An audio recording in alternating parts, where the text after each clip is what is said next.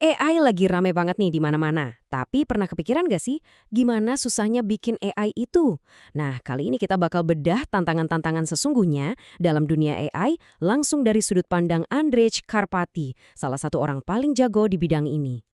Di tengah semua hype soal AI yang gila-gilaan, Karpati justru bilang, santai dulu. Menurut dia, perjalanan kita buat bikin AI yang bener-bener pinter itu masih jauh, bukan sesuatu yang bisa kelar dalam setahun doang. Nah, ini nih pertanyaan kuncinya. Kalau demo-demo AI kelihatannya udah canggih banget, kok bisa seorang ahli kayak Karpathy bilang kita masih butuh waktu 1 dekade? Apa sih yang sebenarnya ngeganjel? Yuk kita cari tahu bareng-bareng. Oke, masuk ke poin pertama dari Karpathy. Dia bilang ada jurang yang dalam banget antara demo yang keren di panggung sama produk yang bisa kita pakai sehari-hari tanpa masalah. Ibaratnya nih kayak nonton trailer film yang super seru, pas nonton filmnya, ya gitu deh, belum tentu sebagus trailernya kan? Jadi gini, simpelnya AI yang ada sekarang itu masih punya banyak PR. Pertama, mereka tuh nggak bisa belajar terus-menerus. Kalau kita ajarin hal baru, besoknya bisa lupa. Terus, mereka juga belum benar-benar multimodal. Artinya masih suka bingung kalau disuruh ngolah gambar, teks, sama suara sekaligus. Mereka juga sering kaku banget kalau dikasih tugas yang rumit di komputer. Dan yang paling penting, mereka gampang banget error kalau ketemu situasi yang belum pernah ada di data internet yang jadi makanan mereka. Intinya, mereka belum siap deh jadi pegawai digital yang bisa kita andalkan sepenuhnya. Nah, buat ngejelasin betapa susahnya bikin AI ini jadi super andal, Karpathy pakai analogi keren dari pengalamannya di Tesla. Dia nyebutnya pawai angka 9. Coba deh kita lihat lini masa mobil otonom ini.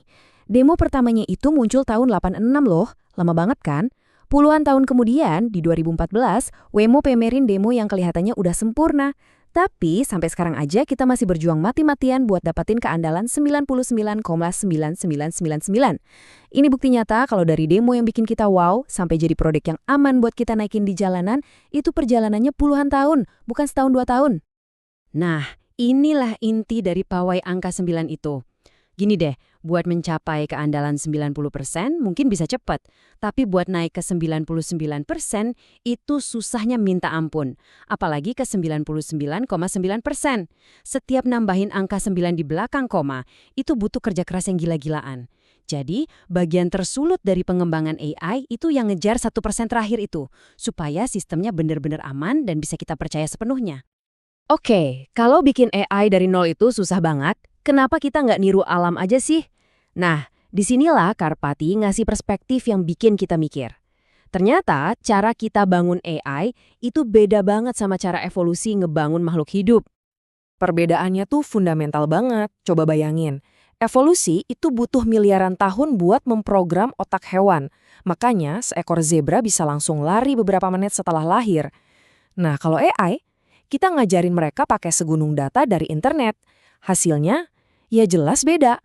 AI itu jadinya kayak cerminan samar dari semua teks dan gambar di internet, bukan makhluk yang punya insting bertahan hidup. Dan inilah metafora utamanya Karpathy. Dia bilang, kita itu bukan lagi membangun hewan, kita membangun hantu atau roh digital. AI itu ya cerminan dari data yang kita kasih. Mereka nggak dibentuk oleh perjuangan hidup dan mati. Paham bedanya kan? Ini penting banget buat ngerti di mana kekuatan mereka dan yang lebih penting, di mana kelemahan mereka. Oke, kalau AI itu hantu digital, gimana dong cara mereka belajar hal baru? Salah satu metode yang paling umum itu namanya reinforcement learning. Intinya sih belajar dari coba-coba. Tapi kata Karpathy, ada masalah gede banget sama cara ini. Prosesnya tuh kira-kira begini. AI disuruh nyoba ratusan bahkan ribuan cara buat nyelesain satu masalah. Nah, kalau kebetulan ada satu cara yang berhasil, sistem akan nganggap semua langkah di percobaan itu benar dan harus diulangi. Padahal bisa jadi di tengah jalan ada banyak langkah yang ngaco atau nggak efisien. Kebayangkan betapa nggak efisiennya cara belajar kayak gini? Makanya Karpathy bilang, ini tuh kayak menyedot pengawasan lewat sedotan. Bayangin, dari semua kerja keras dan coba-coba yang super ribet itu, informasi yang benar-benar berguna buat AI belajar tuh cuma setetes, sedikit banget. Prosesnya penuh noise dan ya, kata Karpathy sendiri, ini cara yang konyol dan gila. Oke, kita udah lihat nih tantangannya banyak banget. Terus solusinya apa dong? Apakah cukup dengan data lebih banyak atau komputer lebih kencang? Menurut Karpeti, jawabannya nggak sesimpel itu. Ini bagian yang menarik banget. Karpati nunjukin sebuah ironi. Manusia itu kan pelupa ya.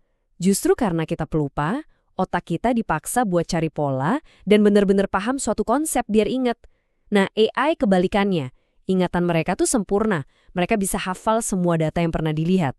Tapi justru kemampuan menghafal yang luar biasa ini jadi penghalang buat mereka mencapai kecerdasan yang sejati, yang bisa berpikir fleksibel. Jadi tujuan utamanya sekarang adalah menciptakan apa yang disebut inti kognitif. Coba bayangin, kita bisa misahin kemampuan berpikir AI dari semua data yang udah dihafalnya. Jadi yang tersisa itu cuma algoritma murni buat menalar, mecahin masalah, dan belajar. Kita mau otaknya, bukan cuma perpustakaannya.